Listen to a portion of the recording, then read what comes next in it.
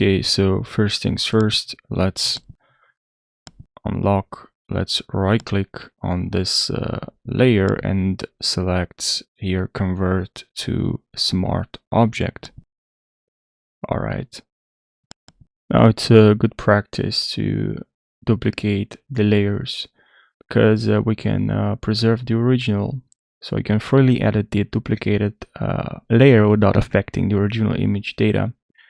This is especially useful for the background layer, which is the default lock to prevent accidental edits.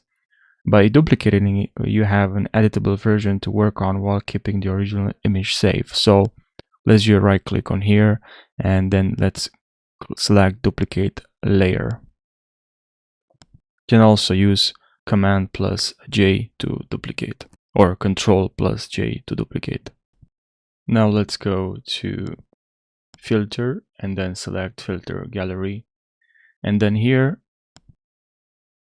in distort select glass. All right, and already we have a really nice effect. Now just adjust the settings the way you like. You can smooth this, which I would smooth this to look more like a glass, and distortion now I would go about 7 or 8. Now depends on the image. That's why you have to adjust accordingly to your image. Now I'm just gonna click on OK. Now we're gonna have to apply some blur because this is too sharp what we're aiming to create here, the glass morphism effect in Photoshop. So let's go to filter, and here we have blur and Gaussian blur. Right now here we can crank this up to 30 or more than 20. I'm gonna go with 20 and click OK. Perfect. Now let's hide this, and we're just gonna create this rectangle like so. So we have this rectangle here, and now we're gonna round this so it's very nice here. Just drag like so, and then we can enable back this layer, and then I can hold option. Or on Windows is not control. I think it's you tell me in the comments. I don't remember exactly, but on MacBook it's option. Oh, by the way, you can also right click actually on this layer and select create a clipping mask. All right, so you can also remove this clipping mask, and I can right click on this layer, and if I want I can also create the clipping mask from here, or also use the shortcut or the shift command J or shift control J. All right, perfect. Now here we're gonna have to change a couple of things, so I'm gonna right click on here and select blending options. You can also double click here and you'll open the blending options settings. You don't have to, it'll just save you some time. So now here we're gonna have to go to bevel and emboss, and by the way, you can also click on here and then select bevel and emboss. That's another way. And now what I would do here is to change a couple of settings. Here you can copy my settings or just adjust the way you prefer. So here first I will select here inner bevel and then smooth. Then here I'll just increase a little bit the depth. We can see the difference here, and then the size.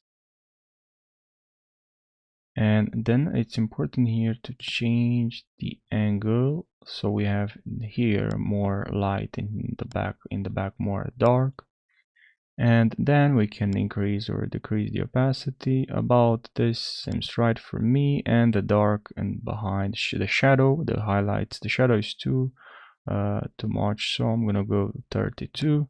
As I said, now depends on you can copy my settings, but you can also adjust the way you prefer, and increase the smoothness. That's okay, that's not bad. And also change here the highlight to overlay. It's going to give you a more realistic look. And for the shadows, for the shadow mode, also overlay, it just gives you a more realistic view, a way more realistic view compared with just normal. Okay, perfect. Now let's move to the next step. Another setting that I would add here is to go here in inner glow, and of course here make sure you select to overlay and just increase the, let's see here, let's increase the opacity. Here we can see that there is a difference, and here we can also increase in for choke, increase this for this part, and also I'll crank this up a little bit like so. Now to make this look even more realistic, we're gonna have to add a gradient overlay, and here is we're gonna have to change a couple of some.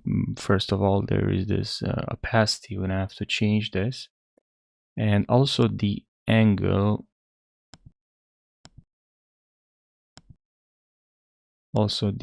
here. But let's click on gradient here, and I'm gonna remove that part. I'm gonna click on color, and then here I just want white, of course. And here we can change the type solid, and also I can change this to smooth. And as you can see,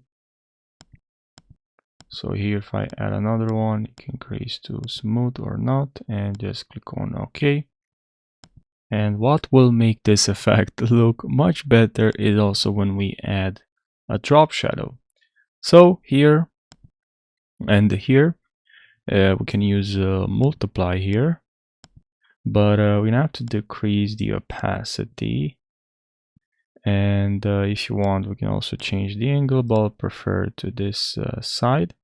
Also increase the distance to about like this, because here the size, I'm gonna increase the size as well, so we don't have sharp corners.